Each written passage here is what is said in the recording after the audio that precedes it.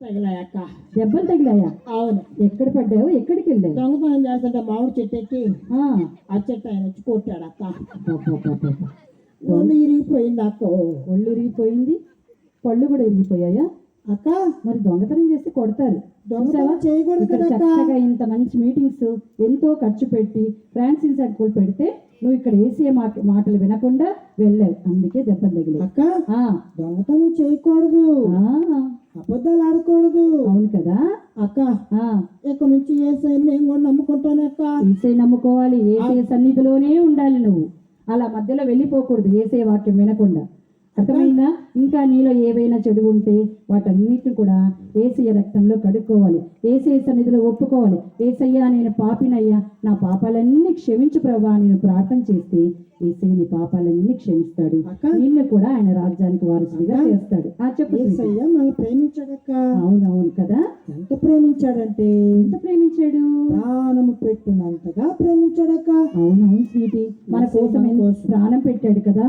ఎవరైనా ఈ లోకంలో మన కోసం ప్రాణం పెట్టే వాళ్ళు ఉన్నారా? ఎవరు లేరు, ఎవ్వరు కూడా లేరు. అక్క మనం పాపులమై ఉండగా ప్రేమించాడు, ఆ, భక్తిహీనమై ఉండగా ప్రేమించాడు. అవునవును.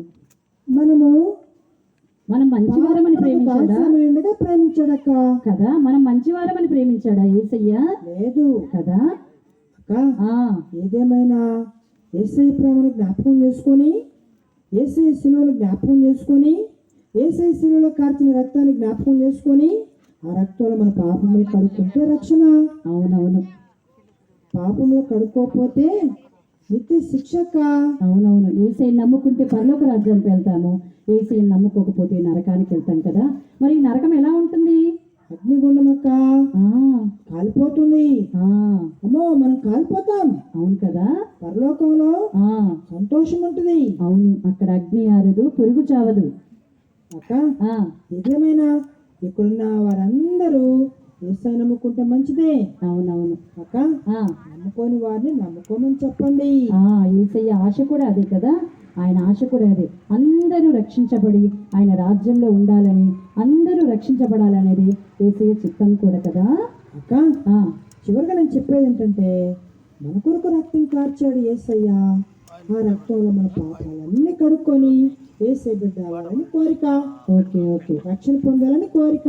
ఓకే, నువ్వు మరి మా వాళ్ళందరి కోసం ప్రార్థన చేస్తావా? ఇక్కడ ఉన్న ఆంటీ అంకుల్స్ అందరి కోసం ప్రార్థన చెయ్యి, అలాగే ఈ బంటి కోసం కూడా ప్రార్థన చెయ్యి. అర్థమైందా బంటి? అక్క ఈ రోజు నుంచి నువ్వు కూడా మంచిగా ఉంటావా? తప్పకుండా అక్క. నీ పాపాలను ఏసై దగ్గర ఒప్పుకొని నువ్వు కూడా ఏసై బిడ్డగా జీవిస్తావా? నమ్ముకుంటానక్క. ఓకే ఓకే అక్క, మేము వెళ్ళొస్తాం. ఓకే అక్క ఫ్రాన్సిస్ అంకుల్కి వందనాలక్క. వందనాలు.